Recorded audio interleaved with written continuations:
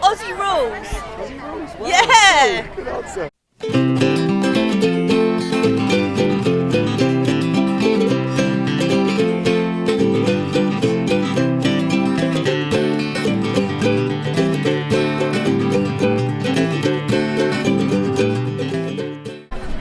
Well, I've been involved with a few participation events over the years since I retired, and I thoroughly enjoy them. But this one in particular, because I've been asked to be a difference maker ambassador for one of the Clinique campaigns they're doing, which is about sort of empowering women, and it was something that I really wanted to get involved with. So that's why I'm here today. I've never done a colourful one before though, this is my first time. I got into cycling through sort of family connections. My dad was a very keen cyclist, and my earliest memories are watching him race. So just nationally, and it was inevitable really, as when I was old enough to get on a track bike, that I would start racing. So I started racing when I was 9 years old, and sport's always been a regular part of my life. You can't really put it into words. I mean, if you can imagine the kind of joy that would make your heart explode, that's kind of what it is. But it's you know, it's everything you put in. It's how you approach what you do. It's your lifestyle. It's the sacrifice. It's how much you want it. So it kind of, when it all culminates in that moment, you win a major event like that. Nothing can quite compare. Well, it's quite interesting because a lot of people assume that people who are world or Olympic champions want to prove that they're the best in the world at something. Now, it is great being the best in the world, but I would always say that it was more about the best I could be. I was always very competitive with only one person, and that was me. So I just wanted to make every day better than the last day, or every week better than the last week, and just build and build and build. And I was very lucky that the level that I reached was one that was, an elite level, a world-class level. But fundamentally, it's always only been about me and what I can do.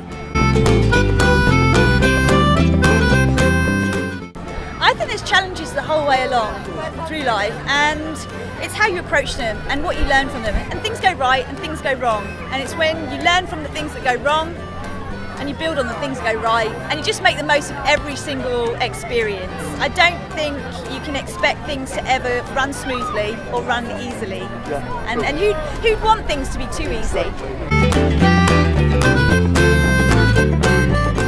I always encourage people to sign up for an event, commit themselves to a specific date and time. I'm going to do this, and I'm going to run this far or cycle this far, because I think when you have a specific goal to work towards, you're more likely to apply yourself to doing it. And also, when it's something that's a little bit challenging, or maybe harder than you've done before, or further than you've run before, when you achieve it, there's not a nicer feeling. Feeling that overwhelming sense of, I did that, big pat on the back, move on and feel inspired. So I think always plan goals and work towards challenges. I like a nice relaxing bath after an event, and I'll definitely be having one after this event because I'm going to be covered in pain.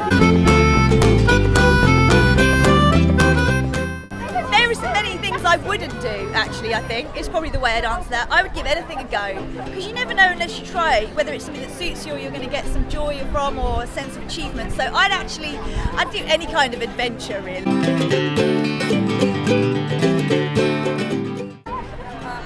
I'd rather go training.